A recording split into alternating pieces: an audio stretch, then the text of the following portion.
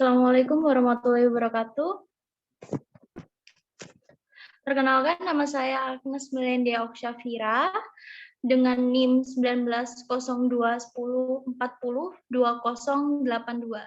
Kali ini saya akan memaparkan proposal penelitian terkait masalah atau dengan judul pemanfaatan media gawai dalam pembelajaran daring bagi mahasiswa pendidikan bahasa dan sastra Indonesia angkatan 2019 Universitas Jember.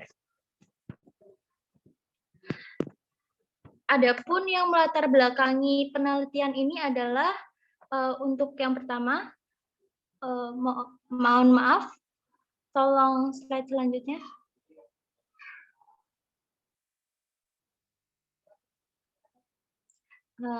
Ya, selanjutnya. Ya, baik. Terima kasih. Yang melatar belakangi adanya penelitian ini adalah yang pertama, adanya kemajuan iptek. Jadi perubahan zaman ini semakin ke sini semakin terasa pesat. Jadi hal tersebut karena adanya tuntutan manusia untuk terus belajar dalam mengembangkan seluruh aspek dari dirinya, baik secara intelektual, emosional, sosial, fisik, maupun moral. Nah, tuntutan perkembangan tersebut dilakukan demi mencapai keunggulan-keunggulan yang ada dalam lingkungan sekitarnya. Dan belajar tersebut juga merupakan suatu proses dari tercapainya tujuan, dan proses tersebut terbentuk dari adanya berbagai pengalaman, sehingga terdapat perkembangan-perkembangan yang dapat kita rasakan hingga sekarang ini. Dan hal tersebut juga dipengaruhi adanya pembelajaran secara daring. Mengapa ada pembelajaran daring? Pembelajaran daring ini kita kenal akhir-akhir ini karena adanya pandemi yang masuk, yang menyeluruh di dunia ya. Pandemi ini disebabkan oleh COVID-19 atau COVID-19 dan menyebabkan kita harus berjaga jarak dan melaksanakan pembelajaran di luar sekolah atau di rumah. Jadi untuk sementara pembelajaran daring ini masih diberlakukan karena adanya pandemi, dan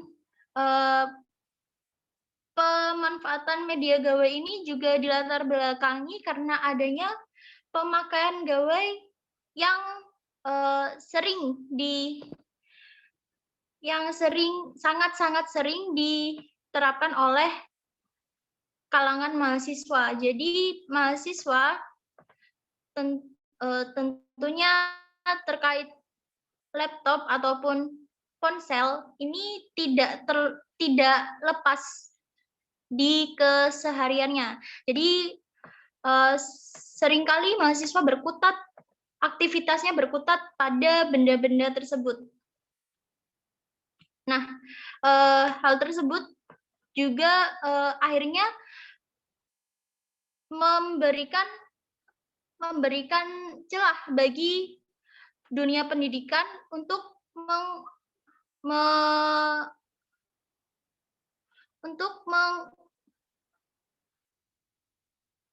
mengatur sistem bagaimana pembelajaran dapat dilakukan meskipun dari rumah.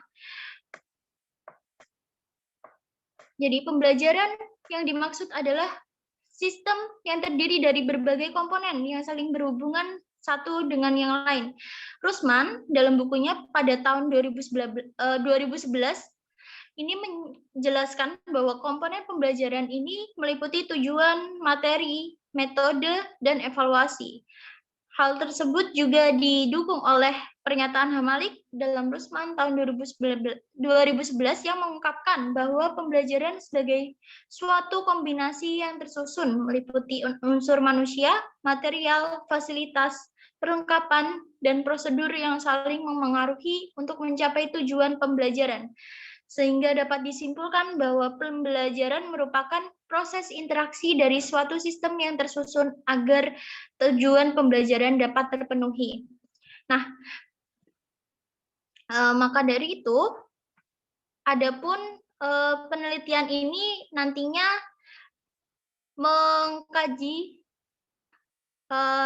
hal-hal yang berkaitan dengan berikut ini. Tolong slide selanjutnya. Baik, untuk yang pertama, penelitian ini akan mengkaji tentang bagaimana bentuk pemanfaatan gawai bagi mahasiswa pendidikan bahasa dan sastra Indonesia Universitas Jember angkatan 2019 dalam mengikuti pembelajaran daring. Yang kedua, bagaimana kendala dari adanya pemanfaatan gawai bagi mahasiswa pendidikan bahasa dan sastra Indonesia Universitas Jember angkatan 2019 dalam mengikuti pembelajaran daring.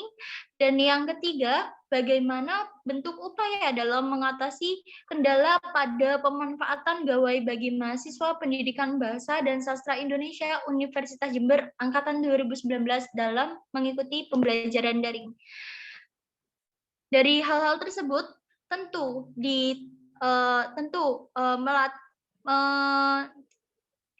menjadi gambaran bahwa penelitian ini bertujuan untuk mengetahui bentuk-bentuk kegiatan mahasiswa pendidikan bahasa dan sastra Indonesia Universitas Jember angkatan 2019 dalam memanfaatkan gawai saat mengikuti pembelajaran secara daring.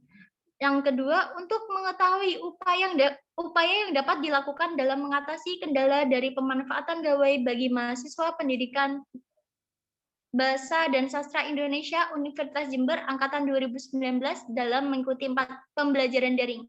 Penelitian ini juga bermanfaat bagi beberapa pihak atau berpengaruh bagi beberapa pihak, di mana penelitian ini dapat digunakan sebagai instrumen yang berperan dalam memberikan wawasan terkait pemanfaatan gawai bagi mahasiswa pendidikan bahasa dan sastra Indonesia Universitas Jember angkatan 2019 dalam mengikuti pembelajaran daring.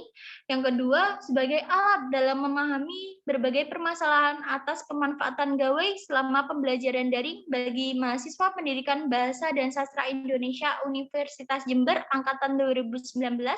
Dan yang ketiga, sebagai bahan pertimbangan bagi pemerintah maupun pihak kampus dalam mengambil kebijakan yang berkaitan dengan pemanfaatan gawai selama pembelajaran daring diterapkan. Nah, penelitian ini tentu tidak dapat dilaksanakan apabila tidak berlandaskan teori-teori yang telah dikemukakan pada penelitian-penelitian sebelumnya. Nah, landasan teori ini meliputi pemahaman mengenai pembelajaran daring, lalu yang kedua mengenai gawai, yang ketiga mengenai mahasiswa dan pendidikan bahasa dan sastra Indonesia Universitas Jember. Jadi untuk yang pertama, pembelajaran daring ini diambil dari dasarnya dari belajar, di mana belajar merupakan proses atau upaya yang dilakukan setiap individu untuk mendapatkan perubahan tingkah laku, baik dalam bentuk keterampilan, pengetahuan, sikap, dan nilai dari berbagai materi yang telah dipelajari. Nah, adanya proses belajar mengajar sering dikenal juga sebagai pembelajaran.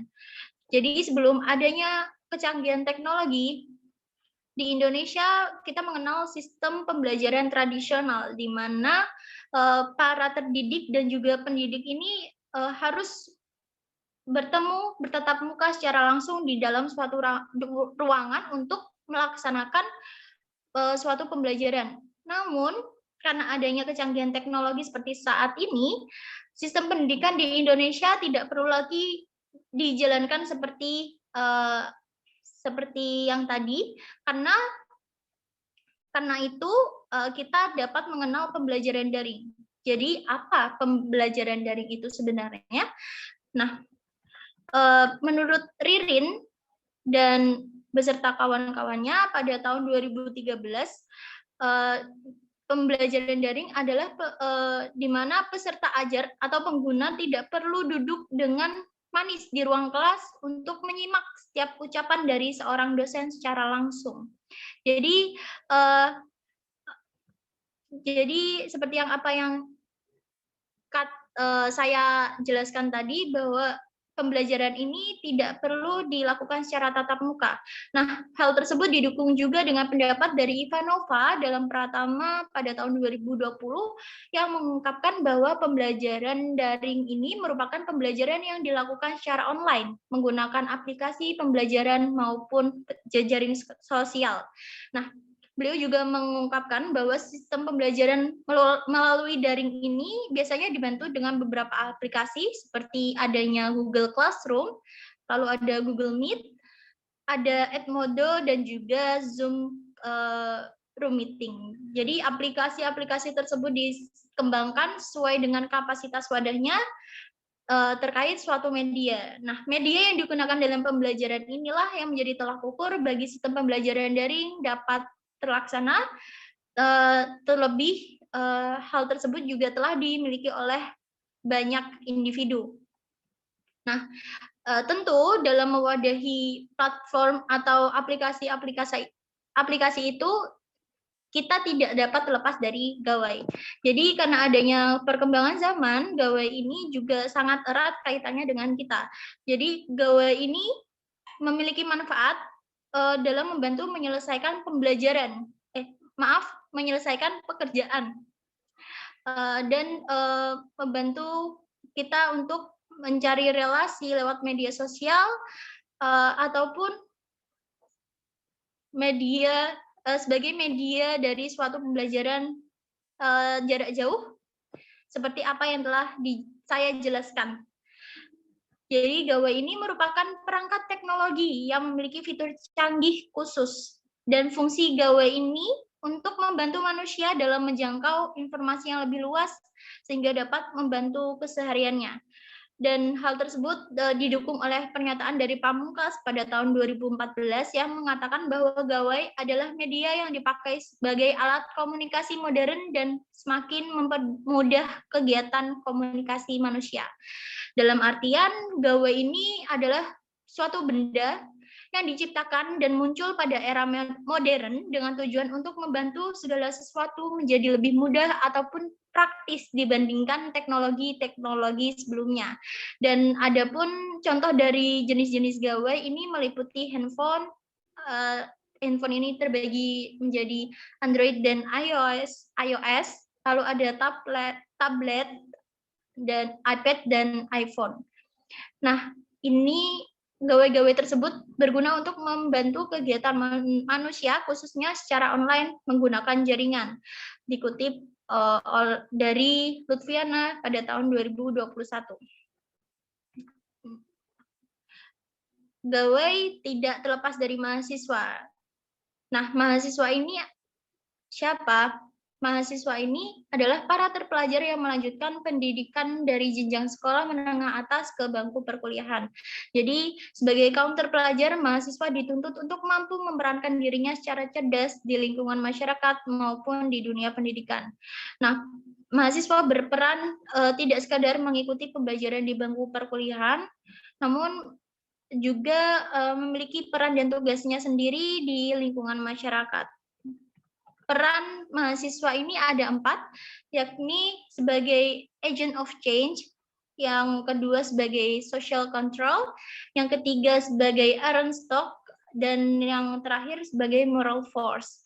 Nah, itu dikutip dari Cahyono pada tahun 2019. Mahasiswa sebagai agent of change maksudnya adalah untuk memperbaiki sistem-sistem yang ada. Sistem yang dimaksud ini sistem yang telah lama yang kurang relevan dengan kehidupan saat ini sehingga perlu diganti dan dapat mengarahkan ke arah yang lebih positif. Maka dari itu, mahasiswa juga bertugas sebagai kontrol sosial di mana mahasiswa menjadi panutan yakni berdasarkan pengetahuannya, tingkat pendidikannya, norma, hingga pola berpikirnya. Nah, mahasiswa juga dituntut sebagai iron stock atau generasi penerus yang tangguh, di mana generasi penerus ini diharapkan untuk mampu memperbaiki kesalahan-kesalahan yang ada dan memperbaiki situasi yang ada saat ini, dan mahasiswa juga berperan sebagai suri tauladan atau moral force bagi lingkungan sekitarnya, khususnya masyarakat sosial, agar kehidupan dapat berjalan selaras dengan perubahan-perubahan yang dirasakan seiring pergantian zaman, seperti pada saat ini, di mana kita mahasiswa harus melaksanakan pembelajaran secara daring. Kita harus menerima dan membiasakan diri kita untuk mengikuti pembelajaran daring ini. Nah, adapun terkait penelitian ini adalah mahasiswa Pendidikan Bahasa dan Sastra Indonesia Universitas Jember. Jadi Universitas Jember ini merupakan salah satu universitas ternama yang ada di Indonesia, dan letak universitas ini terdapat pada salah satu kabupaten di Jawa Timur, yakni Kabupaten Jember. Untuk lokasi utamanya berada di Jalan Kalimantan nomor 37, Kecamatan Sumbersari, Kabupaten Jember, Jawa Timur, dan terdapat 3 kampus lainnya dari Universitas Jember, yakni berada di Bondowoso, Lumajang, dan Pasuruan. Nah, Universitas Jember ini berdiri pada 9 November 1964 berdasarkan surat keputusan Menteri PTIP nomor 151 tentang didirikannya Universitas Negeri di Jember. Nah, Universitas Jember ini memiliki 16 fakultas yang terdiri atas 93 program studi, di mana program studi tersebut terdiri atas diploma 3, lalu strata 1 hingga strata 2 atau magister, dan di antara puluhan program studi tersebut terdapat program studi Pendidikan Bahasa dan Sastra Indonesia. Jadi Pendidikan Bahasa dan Sastra Indonesia ini merupakan salah satu program studi yang berada di bawah naungan Fakultas Keguruan dan Ilmu Pendidikan. Program studi ini dibentuk berdasarkan surat keputusan Dirjen Dikti Departemen Pendidikan dan Kebudayaan nomor 048/DJ/Kep/1982 pada 4 Oktober 1982 terkait program studi pada perguruan tinggi. Nah, program studi ini memiliki beberapa angkatan, namun di dalam penelitian ini hanya fokus pada angkatan 2019, di mana berjumlahkan 24 mahasiswa dari berbagai penjuru kota. Nah, dalam kegiatan perkuliahan sendiri, mahasiswa Pendidikan Bahasa dan Sastra Indonesia maupun mahasiswa Universitas Jember dibiasakan memanfaatkan gawai sebagai media pembelajaran yang positif. Jadi sebelum adanya pembelajaran daring pun, mahasiswa juga sudah dibiasakan untuk menggunakan teknologi tersebut dalam kesehariannya untuk mengikuti pembelajaran secara tatap muka, dan hingga akhirnya saat ini dilaksanakan secara daring. Next. Nah, karena adanya pembiasaan tersebut, maka penelitian ini dirasa cocok untuk mengetahui apakah bagaimana pemanfaatan gawai dari pembelajaran, hingga kendala-kendala apa saja ketika memanfaatkan gawai tersebut pada pembelajaran. Lalu untuk bab ketiga ada metode penelitian. Jadi metode penelitian ini menggunakan sebuah pendekatan, yakni pendekatan kualitatif, tentunya karena penelitian ini berhubungan dengan sudut pandang manusia yang didasarkan atas pengamatan. Jadi ini berdasarkan pengalaman para responden nantinya. Nah, dalam penelitian ini peneliti memilih menggunakan metode deskriptif dengan cara mendeskripsikan fakta yang ada serta menganalisa dan menguraikan berdasarkan teori yang ada. Nah, penelitian ini ditujukan untuk mengetahui bentuk-bentuk pengimplementasian atau pemanfaatan gawai sebagai media pembelajaran bagi mahasiswa Pendidikan Bahasa dan Sastra Indonesia angkatan 2019. Nah, adapun sampel dari penelitian ini adalah mahasiswa Pendidikan Bahasa dan Sastra Indonesia yang berjumlah 43 orang. Nah, sumber data dalam penelitian ini meliputi sumber data primer dan sekunder. Data primer adalah sumber data penelitian yang diperoleh langsung dari sumber asli atau tidak melalui perantara, yakni melalui teknik wawancara pada responden untuk dianalisis. Lalu, adapun data sekunder adalah data yang diperoleh peneliti secara tidak langsung, yakni melalui media perantara, dengan pemaparan teori yang terdapat pada buku maupun jurnal. Nah, informasi yang didapat akan dikumpulkan dan diselidiki informasinya untuk nantinya disajikan dan dideskripsikan oleh peneliti. Nah, analisis data di dalam penelitian ini menggunakan strategi yang terdiri dari 3 komponen, yakni meliputi reduksi data, display data, dan kesimpulan. Jadi, reduksi data ini dimulai dari pemilihan penelitian, lalu pemusatan fokus penelitian, pengabstrakan, dan pengumpulan, serta pemilahan data-data dari hasil wawancara maupun dari lapangan. Hingga nanti data yang telah disortir ini nantinya diklasifikasikan dan disajikan melalui display data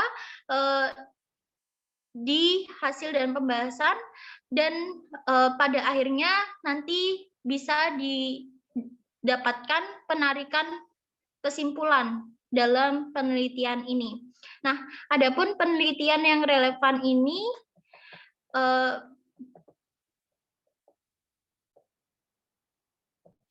penelitian yang relevan dengan penelitian ini adalah penelitian yang dilakukan oleh Riki Saputra bersama kawan-kawan dengan judul Pengaruh Media Gawai Terhadap Efektivitas Belajar Siswa Kelas 3 SD Negeri 091416 Masa Pandemi COVID-19.